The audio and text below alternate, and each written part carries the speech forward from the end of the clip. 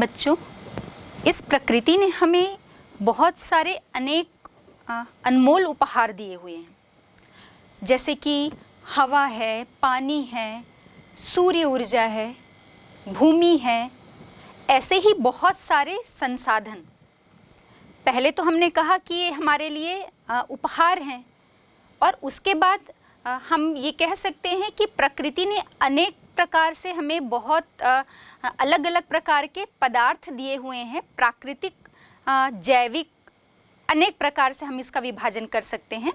लेकिन इन पदार्थों को या तत्वों को मनुष्य जो है वो अपनी आवश्यकता के अनुरूप बना लेता है, और फिर जब यही तत्व या पदार्थ जो हैं वो मनुष्य की आवश्यकता की पूर्ति करते हैं तो उन्हें हम संसाधन कहते हैं।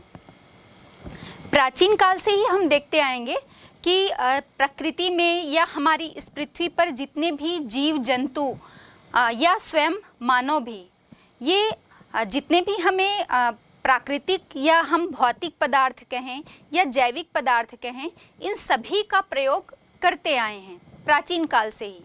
जैसे हमने बात की, फिर से मैं कहूँ कि चाहे वो हवा हो या पानी हो, लेकिन बस अंतर इतना है कि अन्य जीव जंतु जो हैं वो इस पे कोई परिवर्तन या चेंज नहीं लेकर आ सकते, लेकिन मनुष्य जो है वो एक ऐसा प्राणी है जो प्रकृति के द्वारा प्रदान किए गए जितने भी पदार्थ हैं इस धरातल पर, इस पृथ्वी पर, उसमें वो अपनी आवश्यकता के अनुरूप बदलाव लेकर आता है। या प्राचीन काल से हम अब तक देखें तो उसने बहुत सारे चेंजेस जो हैं हमारे इस एनवायरनमेंट में, हमारे पर्यावरण में लेकर आए हैं। अब जैसे हम बात करें कि पहले आदि मानव था और वो शिकार करके या संग्रहण करके अपना जीवन यापन करता था। फिर मनुष्य ने ही, हम कहें कि पत्थर की खोज की, और पत्थर से फिर उसने नुकीले औजार बनाए, फिर उन औजारों को शिकार के लिए प्रयोग किया और अलग अलग प्रकार से उसे अपने उपयोग में लेकर आया वो। तो पहले जब तक उसने पत्थरों से औजार बनाना नहीं सीखा था, तब तक पत्थर कोई संसाधन नहीं था। फिर जैसे ही उसने पत्थरों के द्वारा औजारों का निर्माण करना सीख लिया, तो हम कह सकते हैं कि वो पत्थर जो है वो मनुष्य की आवश्यकता की पूर्ति करता है, तब वो संसाधन का रूप ले लेता है। और ऐसे ही समय के साथ साथ बहुत सारे परिवर्तन हुए, हम कह सकते हैं। और पहले मनुष्य की आवश्यकताएं सीमित भी थी, और उसके बाद हम कहें कि सीमित से वो असीमित हो गई, मतलब उसकी आवश्यकताओं की कोई सीमा नहीं रही। और जैसे जैसे उसकी आवश्यकताएं बढ़ती गई, तो अपनी आवश्यकताओं की पूर्ति के लिए उसने प्रकृति में जितने भी संसाधन या पदार्थ दिए हुए हैं उनका प्रयोग करना सीख लिया। और उनका प्रयोग कैसे? या तो वो एज इट इज़ उसे प्रयोग करने लगा, और अगर उस तत्व या पदार्थ में उसे लगा कि उसमें कुछ मॉडिफाई किया जाए, उसमें कुछ परिवर्तन लेकर आया जाए, तो फिर उस परिवर्तन के द्वारा या उस परिवर्तित रूप में वो अपने आवश्यकताओं की पूर्ति करने लगा।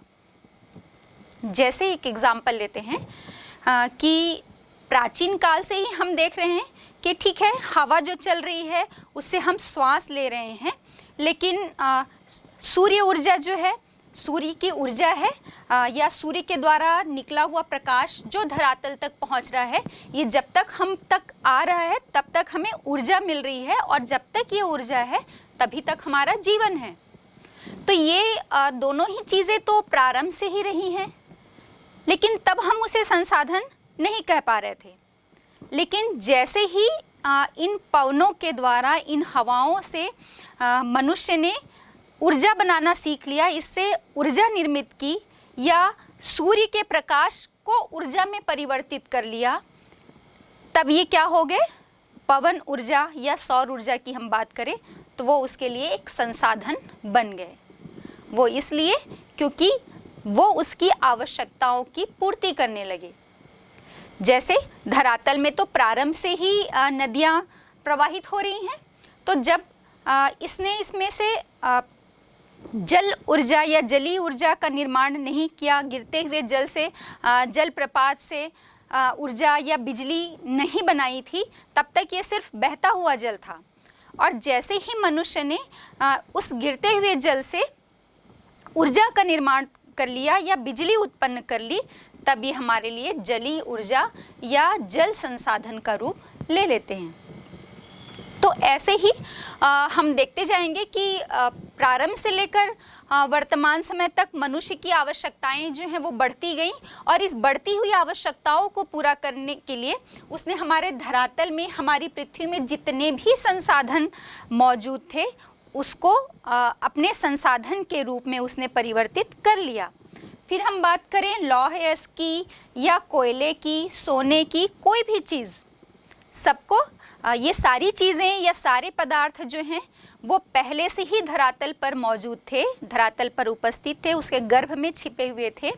लेकिन जब तक वो पृथ्वी के भूगर्भ में दबे हुए थे तब तक ये हमारे लिए संसाधन नहीं थे। लेकिन जैसे ही इस कोयले से ऊर्जा उत्पन्न की जाने लगी, या सोने को हम अपने अलग अलग टाइप के ज्वेलरी से लेकर विभिन्न प्रकार के उपयोग में लेकर आए, या फिर हम पेट्रोलियम पदार्थ की बात करें, पेट्रोल की बात करें, ये पेट्रोलियम भी पहले भूगर्भ पर दबा था, और जैसे ही हमने इसे बाहर निकालकर हम पेट्रोल बना लिया या डीजल का रूप उसे दे दिया और उससे अपने वाहन चला रहे हैं, या विभिन्न प्रकार के जैसे ही हम उसे उपयोग में लेकर आ रहे हैं, तब ये हमारे लिए संसाधन बन गया। तो बच्चों, आई होप आपको ये बहुत अच्छी तरह से समझ में आ गया होगा कि संसाधन क्या है। और आज हम इसी विषय पर बात करेंगे, संसाधन तथा विकास। अब थोड़ा सा मैं आपको बताना चाहूँगी कि मैंने संसाधन के साथ विकास को जोड़ दिया, तो संसाधन के साथ ही हमारा विकास जो है वो जुड़ा हुआ है। अभी मैंने बात की ना भाई, आदि मानव को तो कोई भी नॉलेज नहीं था, कोई ज्ञान नहीं था उस समय, तो तब तक तो हम इस अवस्था में भी नहीं थे कि भोजन को पका कर खाएं। लेकिन जैसे जैसे हमें इन प्रकृति द्वारा दिए गए पदार्थों की हमने खोज की और उसे संसाधन का रूप दे दिया, संसाधन के रूप में परिवर्तित कर लिया। और ये परिवर्तन किसने लेकर आया? भाई कोई पशु पक्षी या जानवर तो ये परिवर्तन नहीं कर सकते। हम मनुष्य खुद ही एक प्रकृति के द्वारा प्रदान किए गए, हम कह सकते हैं, महत्वपूर्ण संसाधन है। या मैं ये कहूँ कि प्रकृति में जितने भी हमें उपहार दिए हैं उन सब में सबसे महत्वपूर्ण जो उपहार है, या हम संसाधनों में सबसे महत्वपूर्ण संसाधन की बात करें तो वो आप और हम मनुष्य ही हैं। क्योंकि बाकी जितने भी धरातल में संसाधन मिलते हैं उन सभी को संसाधन का रूप या उन पदार्थों को संसाधन में परिवर्तित करने का जो कार्य है वो मनुष्य ही करता है। तो अब हम ये बात करेंगे कि संसाधनों की खोज या जो संसाधनों का जो विकास है उसी से मानव जाति का विकास, किसी देश का विकास, किसी प्रजाति का विकास, या हम पूरे विश्व स्तर पर जब विकास की बात करते हैं तो वो संसाधनों से ही जुड़ा हुआ है। तभी तो हम आदि मानव से हमारा पाषाण युग आया, ताम्र युग आया, कांस्य युग आया, और हम लौह युग या इस्पात युग में अभी जी रहे हैं। वो इसलिए संभव हो सका है कि हमने अलग अलग पदार्थों को समय के साथ साथ, समय में परिवर्तन के साथ संसाधनों का रूप दिया और उसे अपने विकास में शामिल किया। तो आइए इस चैप्टर को हम आगे बढ़ाते हैं। एक शब्द में यदि हम कहें कि संसाधन क्या होंगे तो हम उसे ऐसे समझ सकते हैं, हमारे पर्यावरण में उपलब्ध जितनी भी वस्तुएं हैं, प्रत्येक वस्तु जो है जो हमारी आवश्यकताओं को पूरा करने के लिए प्रयोग किया जाता है या प्रयोग की जा सकती है, और जिसको बनाने के लिए प्रौद्योगिकी उपलब्ध है, और जो आर्थिक रूप से संभाव्य है और सांस्कृतिक रूप से मान्य है, तभी वो क्या बन जाता है? एक संसाधन। यहाँ पर आपको एक बात गौर करने वाली है। अभी मैंने कहा जितनी भी वस्तुएं उपलब्ध हैं, प्रत्येक उपलब्ध वस्तु जो मानव की आवश्यकता की पूर्ति करता है, उसे मनुष्य की आवश्यकता की पूर्ति करने में सक्षम है। लेकिन इसके साथ ही साथ क्या होना चाहिए, इसमें उसको बनाने के लिए प्रौद्योगिकी उपलब्ध हो, है ना, बनाने के लिए प्रौद्योगिकी उपलब्ध हो और जो आर्थिक रूप से संभाव्य हो और सांस्कृतिक रूप से मान्य हो। तो ठीक है, हम मनुष्य तो अवेलेबल हैं भाई कि प्राकृतिक पदार्थों को संसाधनों का रूप दे दें, लेकिन हम उसे संसाधनों का रूप कब देंगे? जैसे अभी हमने एग्जाम्पल लिया ना कि जैसे हमें पता है कि इस पृथ्वी के भूगर्भ में इस स्थान पर जो सोना है वो उपलब्ध है, और हमारे पास तकनीकी भी आ गई कि हमने उसे निकाल लिया, लेकिन हमारी तकनीक या प्रौद्योगिकी ऐसी होगी कि हम उस सोने को निकाल तो लें। अब भाई कोई भी तकनीक या प्रौद्योगिकी जब प्रयोग की जाएगी तो उसमें लागत तो आएगी, खर्च आएगा ही, और पता चल रहा है कि हमने उस भूगर्भ को खोद कर वहाँ से सोना निकाला, तो उस सोने को वो सोना तो निकला मान लो कि लाख भर की वैल्यू का, लेकिन उस सोने को निकालने में जो हमारी लागत है, जिस तकनीक का हमने प्रयोग किया है, वो हमारी लागत 1.5 से 2 लाख की आ गई। और तो फिर वो किस काम का या किस मतलब का रहेगा? क्योंकि जितना हमने निकाला उससे ज़्यादा तो हमने उसमें खर्च कर दिया, हमारी लागत आ गई। तो टेक्निकली असेसेबल तो हो, तकनीकी उसमें उपलब्ध हो, लेकिन हमें ये ज्ञान होना चाहिए कि भूगर्भ से जो हम संसाधन निकाल रहे हैं वो उतनी मात्रा में निकले जितना हम प्रौद्योगिकी प्रयोग कर रहे हैं उस संसाधन को निकालने में, उस पदार्थ को निकालने में, तब वो हमारे लिए कोई वैल्यूएबल होगा।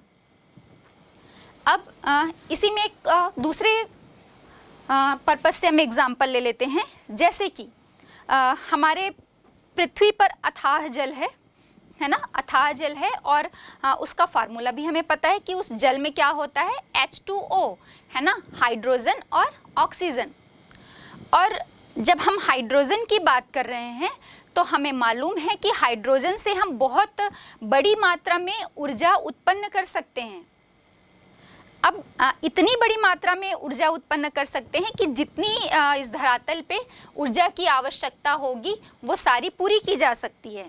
लेकिन हमारे पास वो हाइड्रोजन, या हम ये कहें कि उस जल से जल में जो उपस्थित हाइड्रोजन है उससे ऊर्जा निकालने के लिए तकनीक नहीं है ना, या तकनीक है भी, हमें पता भी है कि हम उसे निकाल सकते हैं, तो वो इतनी मात्रा में नहीं होगा कि जितना हम उससे ऊर्जा प्राप्त करेंगे उससे कई गुना अधिक जो है वो हमारी तकनीक या प्रौद्योगिकी में लागत लग जाएगी, तो वो हमारे किसी काम का नहीं होगा।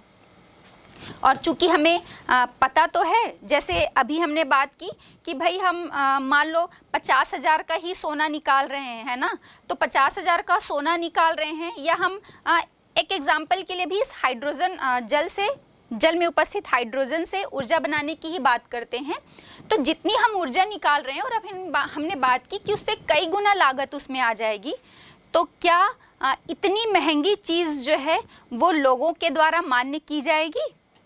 बिल्कुल नहीं, क्योंकि आप सक्षम ही नहीं है उतना उस चीज़ को खरीद पाने में, उसे परचेस कर पाने में या उसका उपयोग करने में। आप किसी चीज़ का उपयोग करेंगे, कोई वस्तु खरीद रहे हैं, कोई संसाधन ले रहे हैं, तो उसके लिए आपको कोई मूल्य तो चुकाना ही पड़ेगा। अब जो ऊर्जा खुद इतनी अधिक लागत से बन रही है, तो वो लोगों की पहुंच तक या लोगों तक पहुंचने तक उसकी लागत जो है वो और ज़्यादा बढ़ जाएगी। तो हम इसे सांस्कृतिक रूप से मान्य नहीं कह सकते, क्योंकि लोग उसे उनमें क्षमता ही नहीं रहेगी कि वो उतना महंगा खरीद पाएँ, उतनी अधिक लागत वाला चीज़ जो है वो उपयोग कर पाएँ। तो संसाधन के लिए आवश्यक है कि संसाधन, या हम कहें कि प्रकृति में जो पदार्थ उपलब्ध हैं वो उपलब्ध पदार्थों को संसाधन का रूप परिवर्तित करने के लिए हमारे पास पर्याप्त तकनीक या प्रौद्योगिकी भी हो, और उस तकनीक या प्रौद्योगिकी के साथ ही साथ उसका उपयोग करके हम जब उसे संसाधन के रूप में परिवर्तित करें या बदलें, तो उसके साथ ही वो सांस्कृतिक रूप से मान्य भी हो, वो लोगों की पहुंच तक हो, तभी हम उसे पूर्ण रूप से संसाधन कह सकते हैं। तो मुझे लगता है कि आपको संसाधन क्या है ये बहुत अच्छी तरह से समझ में आ गया होगा। अब इसमें हम एक छोटी सी चीज़ और देखते हैं। यहाँ पर एक डायग्राम आपको दिख रहा होगा एक ट्रायंगल के शेप में, और इसमें हम देख रहे हैं कि ऊपर की तरफ प्रकृति है और एक तरफ आपके प्रौद्योगिकी, और प्रौद्योगिकी के साथ ही यहाँ पर एक संस्थाएं, और इन ट्रायंगल के बीच में ह्यूमन बीइंग्स है या मानव हैं। तो जो संसाधन होता है वो इन तीनों का ही हम कह सकते हैं अंतर संबंध है, इंटर रिलेशन होता है। वो कैसे? जैसे प्रकृति ने हमें कोई पदार्थ दिया, मान लो हमें गन्ना दिया, है ना। अब गन्ना प्रकृति में उग रहा है, प्राकृतिक रूप से हमने उगाया।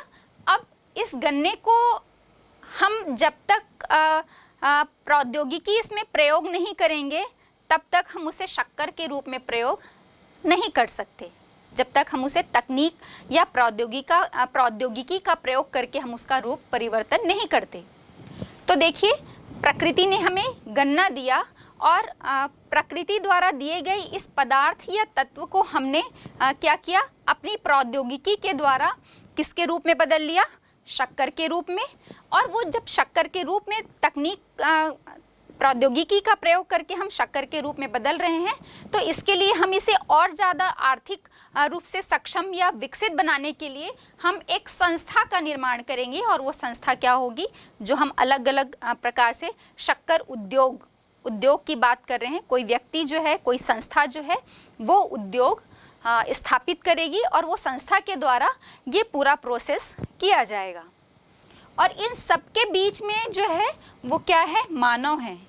क्योंकि अभी मैंने कहा ना, मनुष्य के अलावा और कोई भी जीव जंतु जो है या अन्य प्राणी जो हैं वो ये कार्य नहीं कर सकते। ये सब में कौन कर रहा है, मनुष्य ही कृषि के द्वारा गन्ने को उगा रहा है। और उस गन्ने को फिर तकनीक की खोज भी किसने की, उस मनुष्य ने ही की। और उस तकनीक और प्रौद्योगिकी के द्वारा उसने गन्ने को शक्कर के रूप में परिवर्तित किया, और उन मनुष्यों के द्वारा ही संस्था या उद्योग का जो है वो निर्माण किया गया। तो ये सारी चीज़ें जो हैं वो एक दूसरे से अंतर संबंधित होती हैं, इंटर रिलेशन है इनके बीच में। और तभी प्राकृतिक कोई भी वस्तु या पदार्थ जो है वो आपका संसाधन का रूप लेता है। अब प्रश्न यह उठता है कि जो संसाधनों की हम बात कर रहे हैं तो वो किसका है, आखिर ये संसाधन किसका है। तो इस संदर्भ में मैं आपको बताना चाहूँगी कि जब हम प्राचीन समय की बात करें, जब हम धीरे धीरे विकास की हर सीढ़ी को पार करते गए, तब ये था कि भाई ये जो हवा है, पानी है, सूर्य का प्रकाश है, ये तो सभी के लिए है।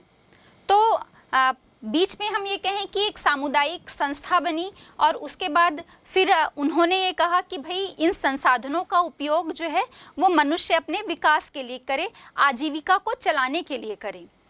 तो जब तक ये सोच थी कि ये संसाधन जो है वो हमारे प्रकृति ने हमें अपनी आजीविका को चलाने के लिए दिए हुए हैं, तब तक इस सोच के साथ हम उनका बहुत ज़्यादा अंधाधुंध विदोहन या शोषण नहीं कर पाते थे।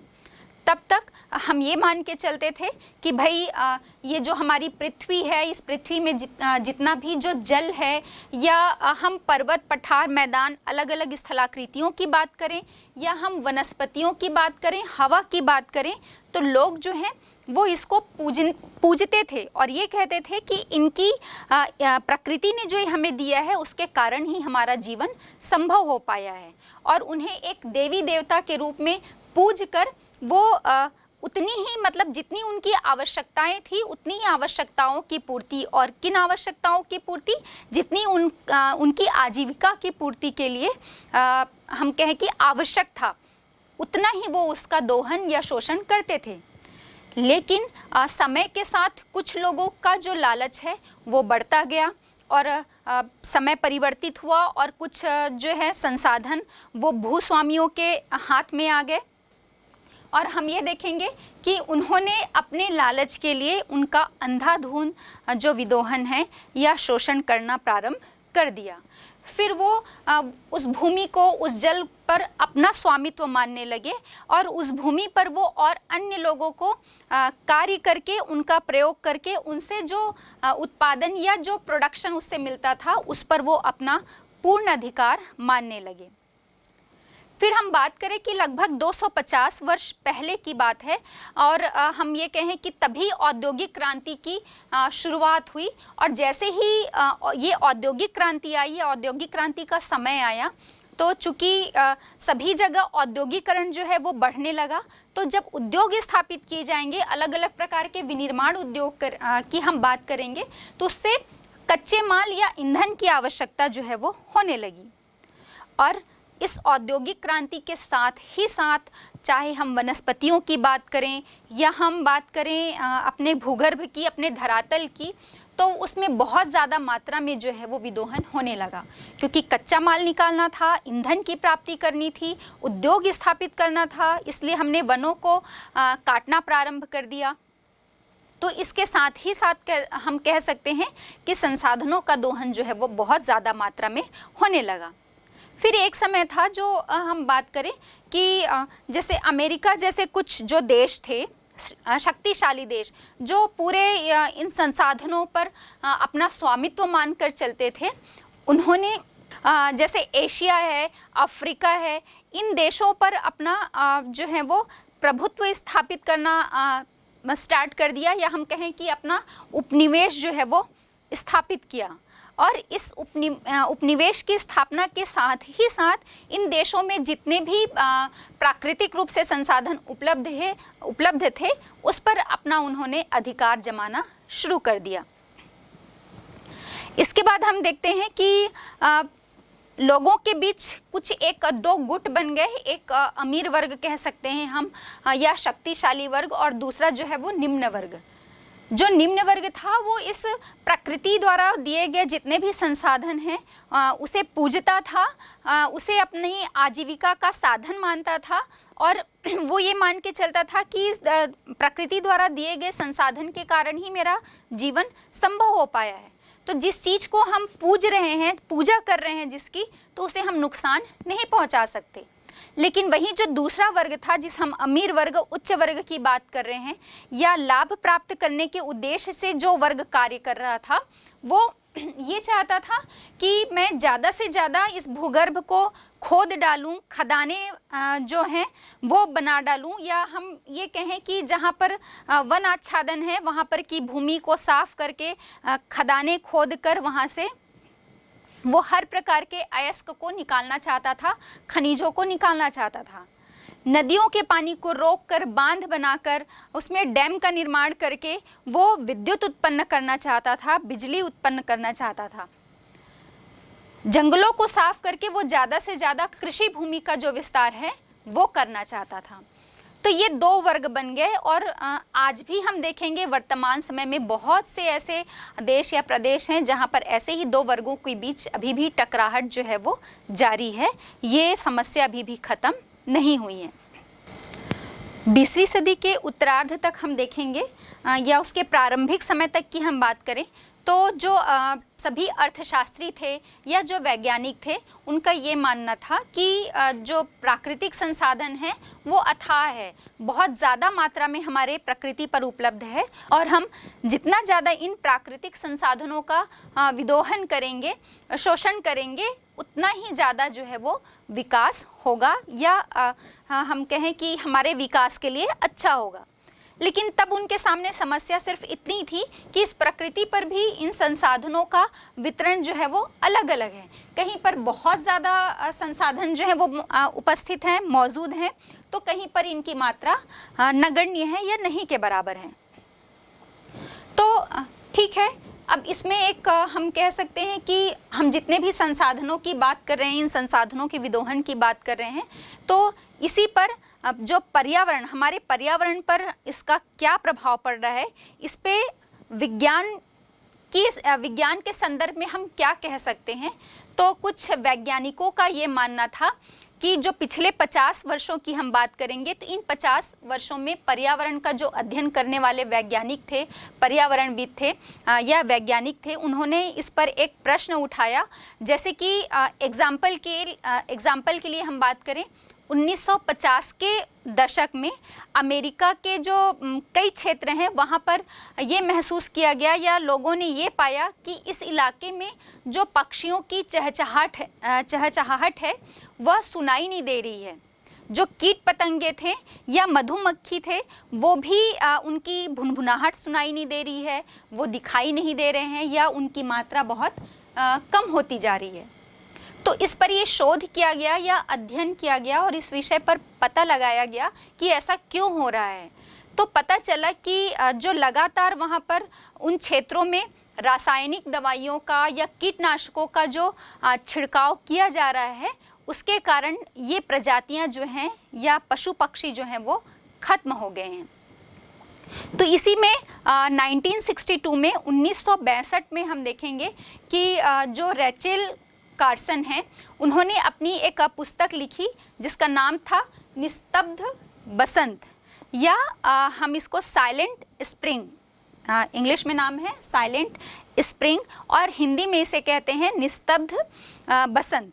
ये पुस्तक उन्होंने लिखी और उसमें उन्होंने बताया कि जो पक्षी या कीट पतंग हैं, जो अलग अलग प्रकार की मधुमक्खियाँ पाई जाती हैं, इनकी चुप्पी के पीछे या ये शांत क्यों हो गए हैं या इनकी संख्या क्यों कम नज़र आ रही है या कुछ तो जो है वो प्रायः ख़त्म हो गए हैं, उनके पीछे सिर्फ़ और सिर्फ ये जो कीटनाशकों का प्रयोग किया जा रहा है उसका भयावह परिणाम या प्रभाव जो है उसके कारण ही ये स्थिति देखने को आ रही है।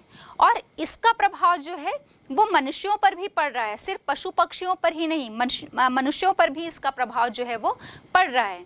और जैसे हम मच्छरों के नियंत्रण के लिए जो DDT का छिड़काव करते हैं, इस DDT के प्रयोग से भी ये एक जहर का काम करता है और हम ये कहें कि ये जो जहर है वो झीलों के पानी में या नदियों में रहने वाली जो मछलियां हैं उन पर इसका प्रभाव पड़ रहा है और उसके माध्यम से वो तो ख़त्म हो ही रहे हैं और इस पानी को जो मनुष्य पी रहा है या इन मछलियों को जो मनुष्य खा रहा है उसके माध्यम से मनुष्यों पर भी इसका दुष्प्रभाव जो है या भयावह जो परिणाम है वो देखने में आ रहा है। तो इस प्रकार हम देखते हैं कि मनुष्य की क्रियाओं से ही किए गए जो परिणाम निकल रहे हैं उसका दुष्प्रभाव पर्यावरण पर तो पड़ ही रहा है और साथ ही साथ मनुष्य भी जो है वो उससे प्रभावित होता है। एक उदाहरण और हम देखते हैं, जैसे हम फसलों में लगने वाले जो कीड़े हैं उनको मारने के लिए कीटनाशकों का छिड़काव कर रहे हैं और वो कीटनाशक जो हैं वो उस मृदा पर, उस मिट्टी पर तो मिल ही रहे हैं जो कीटनाशक का हम छिड़काव कर रहे हैं और जो हम फसलों पर छिड़काव कर रहे हैं तो उन फसलों के माध्यम से भी वो हमारे शरीर के अंदर प्रवेश कर जाते हैं।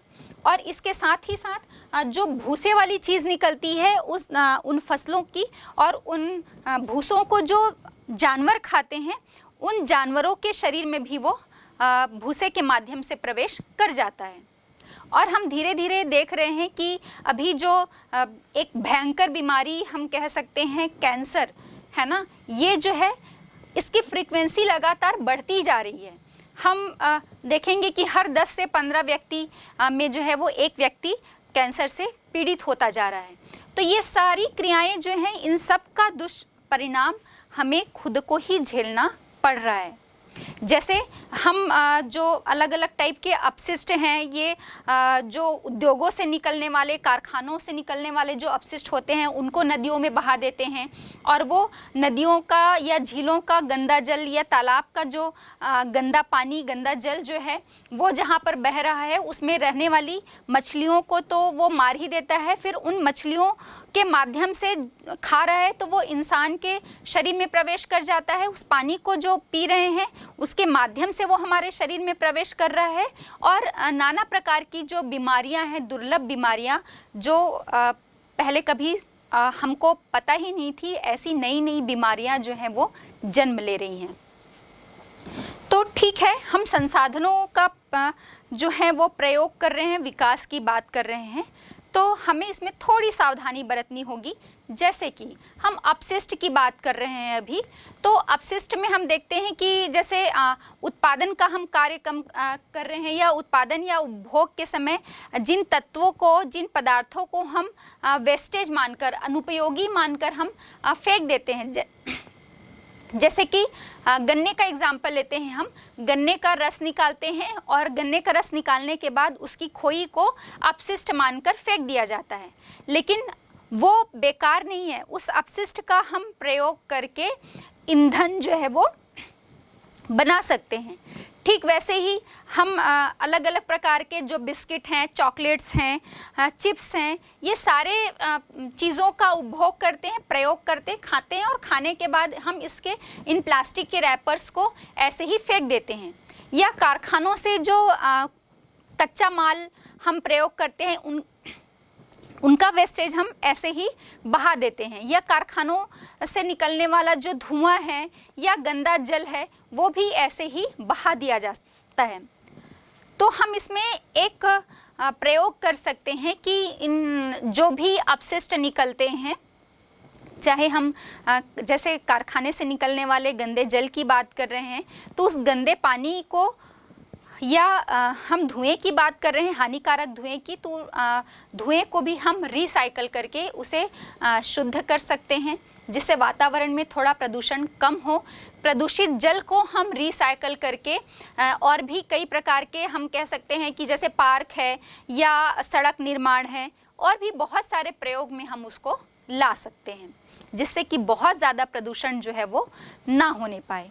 ये हम औद्योगिक उत्पादन या औद्योगिक विकास की इस प्रक्रिया में हम देखते हैं कि सारी चीज़ें जो हैं वो बुरी तरह से प्रभावित हो रही हैं, और प्रभावित इसलिए हो रही हैं कि पर्यावरण में जितने भी तत्व उपस्थित हैं, वो सारी चीज़ें जो हैं वो एक दूसरे से कोरिलेट होती हैं, संबंधित हैं, और किसी एक पर भी जो दुष्परिणाम हो रहा है, दुष्प्रभाव पड़ रहा है, तो उस सब का, उससे जुड़ी हुई प्रत्येक चीज़ों पर उसका दुष्परिणाम जो है वो देखने को मिलता है। फिर हमने बात की, चाहे हम छिड़काव ही कर रहे हैं, बीमारी को ख़त्म करने के लिए कीटनाशकों का प्रयोग कर रहे हैं, तो उन कीटनाशकों का प्रयोग फसल पर तो हो ही रहा है, और फसल के साथ साथ भूमि पर भी हो रहा है। वहाँ पर की मिट्टी जो है वो, उस पर तो उसका दुष्प्रभाव देखने को मिलता ही है। उन फसलों को जो मनुष्य खा रहा है उस पर भी हो रहा है, और साथ ही साथ हम कहें कि उससे निकलने वाला जो भूसा है, उसको जो जानवर खा रहे हैं, उस तक भी वो जो है दुष्प्रभाव उसका पहुंच रहा है। तो सभी चीज़ें जो हैं, ये ताना बाना एक दूसरे से संबंधित है, अंतर संबंधित हम कह सकते हैं। तो एक का दुष्परिणाम दूसरे पर भी देखने को मिलेगा ही मिलेगा। तो इस चीज़ के लिए हमको थोड़ा सतर्क होने की ज़रूरत है, ताकि हम अपने इस औद्योगिक विकास की प्रक्रिया को, अपने विकास की प्रक्रिया को एक हम कह सकते हैं कि उच्च स्तर की सीढ़ी तक पहुंचा पाएं। तो थोड़ी सावधानियां रखकर हम इसमें ये सारी चीज़ें कर सकते हैं। आइए अब हम बात कर रहे हैं, जब से हम संसाधन और विकास की बात कर रहे हैं, या ये संसाधन किसके हैं, अलग अलग विकास के हर चरण में हमने देखा कि इसमें क्या प्रतिक्रियाएं हुई हैं। अब इसमें हम बात करते हैं कि ये संसाधन होते कितने प्रकार के हैं, इनके वर्गीकरण की हम बात करेंगे। संसाधन तो बहुत सारे हैं, तो इनके अध्ययन के लिए हम अच्छा होगा कि इनका वर्गीकरण कर दें, क्लासिफाइड कर दें, और उस वर्गीकरण के आधार पर हम इन संसाधनों का अलग अलग अध्ययन करते हैं। अब हम संसाधनों के वर्गीकरण को देख लेते हैं। तो संसाधनों का वर्गीकरण प्रमुख रूप से 4 आधार पर किया गया है। पहला, उत्पत्ति के आधार पर, समाप्यता के आधार पर, स्वामित्व के आधार पर, और विकास के स्तर के आधार पर। इन सभी पर हम थोड़ा विस्तृत चर्चा कर लेते हैं। सबसे पहले हम देखते हैं उत्पत्ति के आधार पर। उत्पत्ति के आधार पर संसाधन जो होते हैं वो 2 प्रकार के होते हैं, पहला जैव और दूसरा अजैव। तो जैव संसाधन कौन से होंगे? वो सारे संसाधन जो सजीव हैं या जिनमें जीवन है, उन्हें हम जैव संसाधन कहेंगे या बायोटिक रिसोर्स कहते हैं। जैसे कि जीवन किस में है? मनुष्य खुद स्वयं एक संसाधन है, हमने बात भी की थी, सबसे महत्वपूर्ण संसाधन तो मनुष्य ही है। तो जैव संसाधन के अंतर्गत मनुष्य आ जाता है, जितने भी इस पृथ्वी पर प्राणी जगत मिलते हैं वो सभी आते हैं, वनस्पतियां हैं, मछली है, ये सभी जैव संसाधन हैं। इसके बाद अजैव संसाधन। अजैव संसाधन इसका विपरीत, जिसमें जीवन नहीं है, कोई लाइफ नहीं है, वो आपके अजैव संसाधन के अंतर्गत आ जाएंगे। फिर हम बात कर लें कि हमारी पृथ्वी के भूगर्भ पर दिए गए जो विभिन्न प्रकार के खनिज हैं, हम चट्टानों की बात कर लें, ये सभी जो हैं वो आपके अजैव संसाधन के अंतर्गत आते हैं। फिर समाप्यता के आधार पर, तो समाप्यता के आधार पर हम बात करें तो इसके प्रमुख रूप से दो वर्गीकरण हैं। पहला रिन्यूएबल और दूसरा है नॉन रिन्यूएबल, मतलब नवीकरणीय और दूसरा अनवीकरणीय। तो नवीकरणीय संसाधन वो सभी संसाधन जिसे जो पुनः रिन्यूएबल हो सकते हैं, या हम कहें कि जो फिर से धरातल पर उपलब्ध हो सकते हैं, वो सभी आपके नवीकरणीय संसाधन के अंतर्गत आते हैं। इसमें भी हम बात करें तो दो प्रमुख प्रकार हैं इसके। पहला सतत प्रवाह। सतत प्रवाह किसे कहेंगे? जैसे हमारी पृथ्वी पर जब से इस पृथ्वी की उत्पत्ति हुई है तब से सूर्य का प्रकाश मिल रहा है, हवाएं चल रही हैं, पर्यावरण है, तो हवाएं सतत रूप से प्रवाहित हो रही हैं, और जब तक इस पृथ्वी का अस्तित्व है तब तक ये अनवरत रूप से सतत रूप से प्रवाहित होती रहेंगी, सतत रूप से हमें मिलती रहेंगी। तो ये सभी जो हैं वो सतत प्रवाह संसाधन के अंतर्गत आ जाते हैं। और इसी में हम देखेंगे बायोटिक। तो बायोटिक में हम क्या कहें, जैसे वनस्पतियां हैं, है ना, वनस्पति है या जो और जीव हैं, जैसे कि वनस्पति कोई एक वृक्ष है, उसके बीज से और फिर से कई पौधे जो हैं वो उग सकते हैं या उगाए जा सकते हैं। तो ये क्या हो गया, रिन्यूएबल है, फिर से बन सकते हैं, फिर से पुनः इनका निर्माण हो सकता है।